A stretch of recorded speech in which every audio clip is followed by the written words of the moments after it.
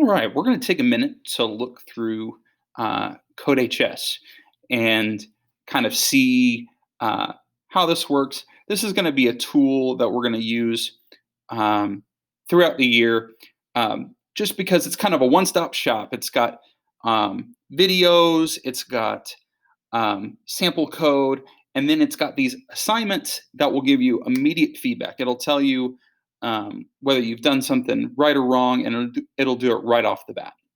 So let's hop in to our course.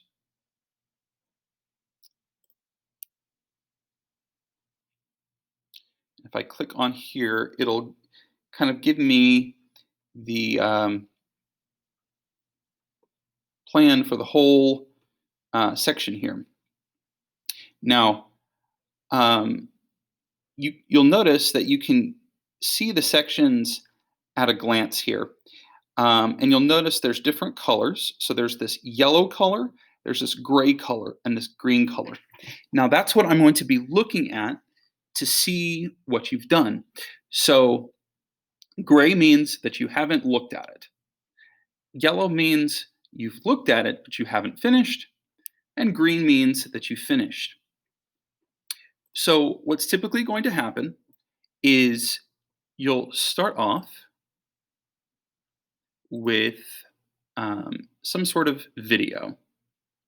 Now, I'm not going to watch this whole video, but I do want you to notice there's two options here. The YouTube one is sometimes blocked, so I recommend you do the CodeHS one. Your first lesson with Python. And once you've watched that video, sometimes they'll have a quick question. These quizzes are something that I want you to take, but it's not something that you're going to get a grade on. It's just a way to kind of process what you just learned. The next is an example. Whenever I have students struggle, usually they forgot to look at the examples. Because they're sitting there going, well, how do I do that? Because they watched the video and stuff leaked out of their brain, and that's okay. But this example here, they're not expecting you to do anything. They're just expecting you to run the code and see what happens when you run different codes. And you can modify this and see what changes.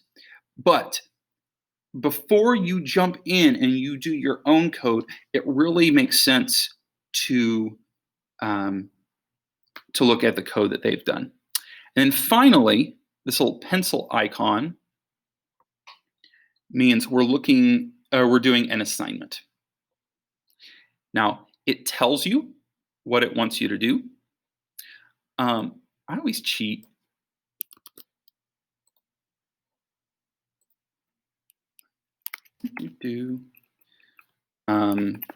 If you put it in triple quotes,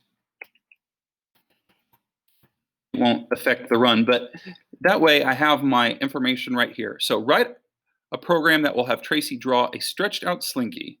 Slinky should have 5 rings. Each circle should have a radius of 35, and Tracy should move forward 40 pixels after every circle.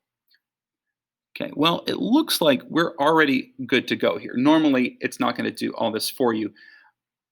But first, you can run your code to see if it works. And if you think your code is working,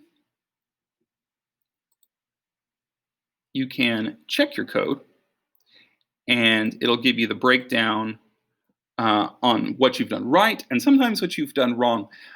Don't always trust these. Make sure you follow the instructions before you start worrying about what's over here. But once you've checked your code and it checks out, you can go ahead and submit. Now, you'll notice if I haven't submitted,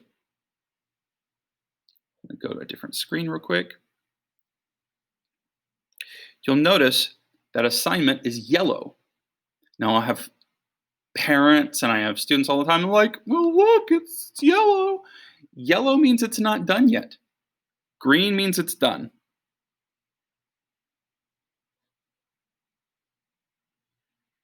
So if I want it to turn green, once I've checked that it's good, I can go ahead and submit, and it should say, yay, you did it.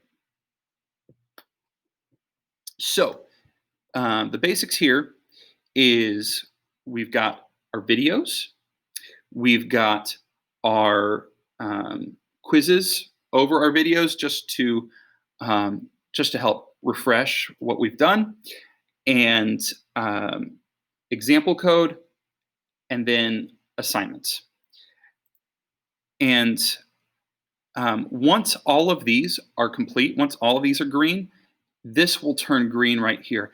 And that's what I'm looking for. That tells me this student has done everything I asked them to do for this lesson. So when I ask you to do these lessons, I expect the lesson to turn completely green. Now, occasionally something will happen. It'll get a little buggy. If you think there really is an issue, you can talk to me, and maybe I'll go ahead and let you skip ahead and not worry about it turning green. Okay, but that is my expectation. So that's CodeHS. It's a great tool. Just because I have all this information on here doesn't mean you can't ask me questions. But this will give you a lot of independence without having to wait on me for everything. So I hope you enjoy it.